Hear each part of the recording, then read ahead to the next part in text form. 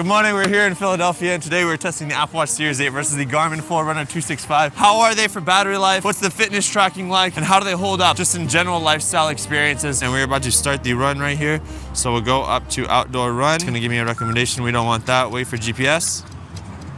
And we're locked in. And now we are in the Apple Watch Series 8 and sadly there's no action button. I really already missed the action button, but we'll go to the workout app. We'll put outdoor run. It's actually gonna do a countdown. If you wanna skip it, you can just tap it and it goes ahead. We're gonna pause, give it some time to find the GPS. Sadly, it doesn't tell me if it's found the GPS or not. So we'll give it a quick second and then we're gonna start the run right here. You can also press these two buttons to get the workout going or these two to start pausing. Let the run begin. All right, so we're not actually doing the run, right? I just wanted to get a clip of me starting. Let's get an Uber. It'll track the distance to GPS, we'll be fine. First mile, 10:17 on the Apple Watch, 9:45 on the Garmin. 30 seconds difference in terms of pace.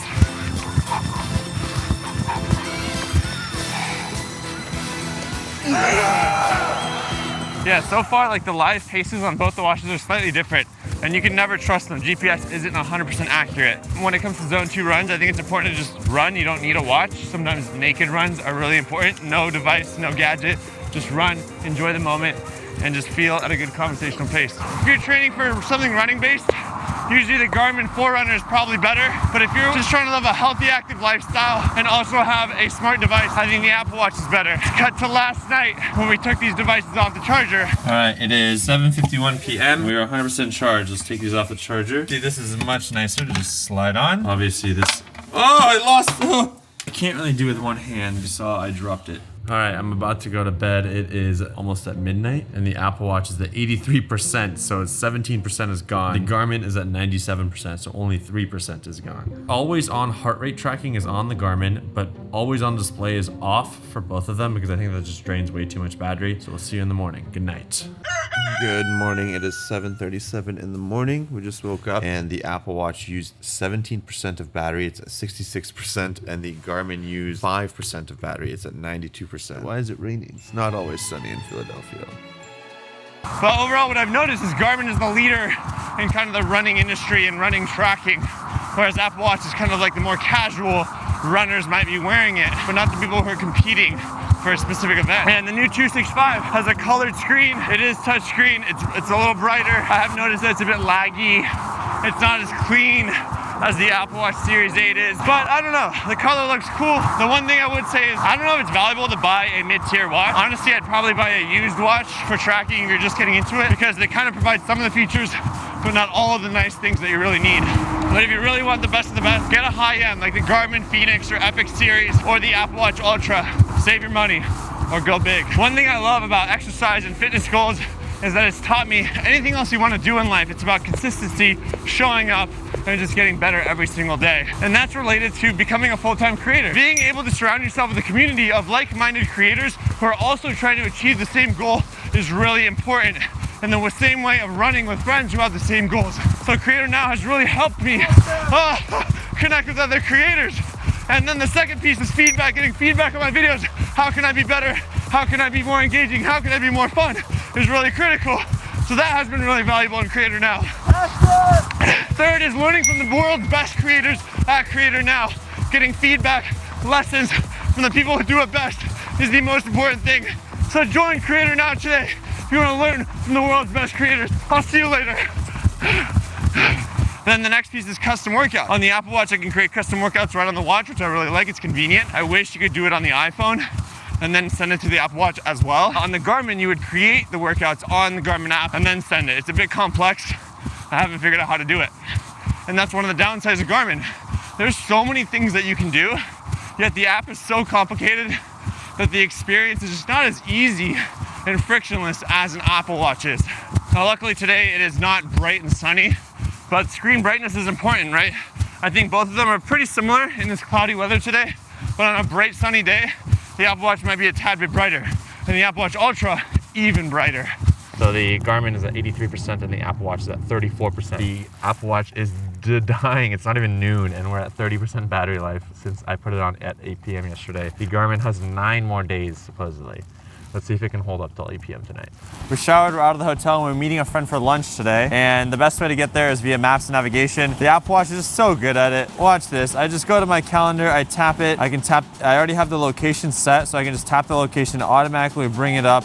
I'm gonna hit walking directions, and it's gonna guide us there. So it's just like, boom, I hit the visual map, we're ready to go. We can turn, we're facing the opposite direction, so we're gonna go that way. Garmin is like, you know, they made the first car navigations turn by turn, but getting your calendar fully integrated with the automatic address is just not that easy. There are maps on here, I don't know how to use it. It's really good for hiking and topographic stuff, but not as much for like the city life. Oh yeah, and this is just one of the many lifestyle features that the Apple Watch absolutely dominates, just because it's more of a smartwatch, whereas the Garmin has not been doing a great job of diving into the smartwatch section. Apple Watch is at 29%, so we're getting close to that point where I'm gonna turn on low power mode. The Garmin is at 82%, and the screen is not as bright as the Apple Watch are. You can kind of tell by the camera, but it's doing really well. Still says 9 days, going hard.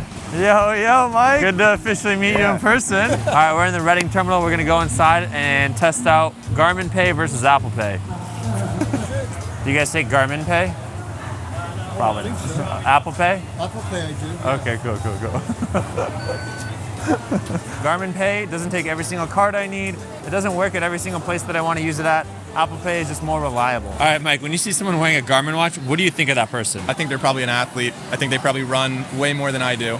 And then when you see someone wearing an Apple Watch, what do you think? They like Apple and they're really into tech. What's really interesting is you haven't bought like a Garmin Forerunner watch. Like, why is that? And I have other Garmin watches. Yeah. But I didn't buy like the Forerunners because I feel like I don't run enough to need that, and I feel like I'm a disgrace to the runners who do need that. I think the Garmin just looks more sporty. It's more just like out there, it's brighter, whereas the Apple Watch could be like, I'm wearing this to a ball, to an event, and I like to work out. Cool, let's go get donuts. Do you guys do Garmin Pay? And Apple Pay? Which one should I use? Doesn't matter. We're now here at this place that's like a wellness center in Pennsylvania. This is the only location on the East Coast. There's a whole bunch on the West Coast, so we're gonna go inside and check it out while we talk more about these two watches. I have a CGM in my arm and I don't think I can do cryo. But look at this, they got all these massage guns. This is like wellness paradise. Dude, I'm actually kind of scared. What? This is it? 2 minutes and 30 seconds.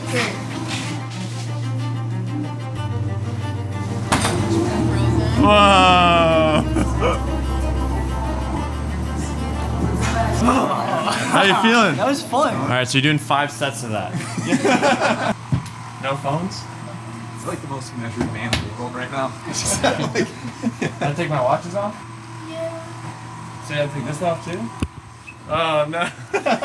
Alrighty, so I'm gonna turn down the lights. You get to take a nice little nap, and we'll be back in 30 minutes. Did you say something? I think one of the things that's really the most interesting to me is the form factor. The Garmin is lighter, you know, it's got more of a sports feel, it's got a nice sports band. But this just kind of looks a little smoother, it's cleaner. Like going from the Ultra back to this, it just feels more like a nice fancy device, whereas the Ultra does feel more rugged. In terms of weight, these two are pretty similar, but the Apple Watch is definitely a little bit heavier. It doesn't really make sense to get the Series 8 in my opinion. Get the Apple Watch SE if you're really interested. Unless temperature tracking is important to you, like natural cycles starts to incorporate birth control as well as pregnancy planning. Once that's out, then I would recommend the Apple Watch Series 8 over the SE, but save your money, get the SE. You can even buy it used. It's the same processor in both devices. They're both extremely fast. Save your money. No Garmin Pay? All right, Apple Pay, let's go. You ever get like afternoon tea? You ever do that? No, let's do it. Oh, really? I'm That's down. Do you take Apple Pay? We do take Apple Pay. Do you take Garmin Pay? No. Our battery update, it is 5 p.m. and the Apple Watch is at 15% and the Garmin is at 78%. Still says 9 more days of battery life. This might make it through the day. Mike, did you say you don't know where the bell is? I don't know where the bell is. Siri, navigate to Liberty Bell. Oh, you're out of battery? No, she still got 15%. We're 9 minutes away. But using navigation is definitely gonna kill the battery more. Hey Garmin, where's the bell? Oh, you don't know how to navigate? I'm guessing I'm gonna have to get a TomTom now. Only 90s kids will get that joke. Obviously the Apple Watch is dying. One of the things they do rate it at is 18 hours of battery life with 36 hours on low power mode, whereas the Garmin can get 13 days of battery life. And that obviously decreases when you're using the GPS. I don't know, I'm an Apple fanboy and I love that it has so many smartphone features, so I'm a little biased, but I'm trying to be open-minded about the Garmin watches. There's the bell. It's just the bell. Apple Watch was right. It navigated us. Cool. All right, well, we saw it. I've never been in a Philadelphia subway transit system, so let's see if it works. We're just gonna try to tap it and see what happens. No express transit. What are we, living in the 1890s? 1680s, I guess. As you can see, Chicago, Los Angeles, New York, Portland, San Francisco, and Washington, D.C. are the only cities in the United States that support Apple Pay on express rides. Have to use the kiosk? Oh, if you look at it right here, it takes Apple Pay, guys. Let's go. 6:04 p.m. and the Apple Watch is at 10% battery. 2 more hours until the 24-hour mark. You got this, Apple. Garmin. Since the Philly subway system doesn't take Apple Pay, we're going to allow it to redeem itself with a nice Philly cheesesteak. There's like one rule in Philly though. What? If you buy a cheesesteak and they accept anything other than cash, it's not a good cheesesteak. Really? They're all like cash only. Okay, well, I'll see you guys at the train station.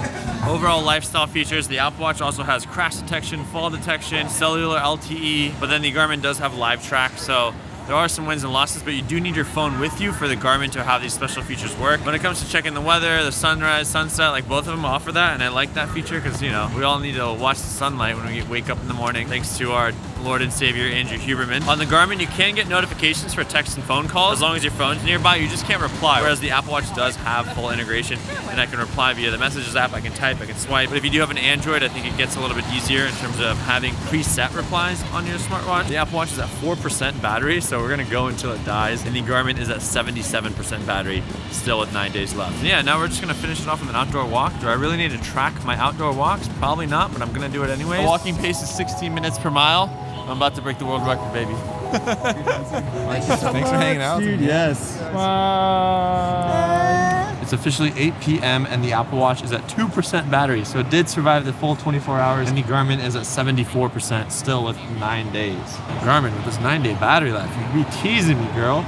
The Garmin 265 got 4 days of use. I wore it as I normally would. At least for the most part, I did take it off here and there. Whereas the Apple Watch Series 8 got 24 hours. Final thought, if you're a competitive athlete who's trying to run, Garmin's the way to go with this one. Unless you want to upgrade to the expensive Apple Watch Ultra, you probably want to get the Garmin. I do like their training readiness. The whole stress, body battery, and all those other features are kind of unnecessary. I think a lot of people love to make these numbers dictate how they feel when you should actually just focus on how you feel and use these numbers to kind of give you an extra insight, an extra data point. The Apple Watch doesn't have any of this kind of recovery data, but the Apple Watch is an amazing smartwatch. It is hands down the best. If you want something to be able to disconnect from your iPhone a little more often, Apple Watch is the way to go. I absolutely love it, and I use it a ton to maneuver throughout my day-to-day.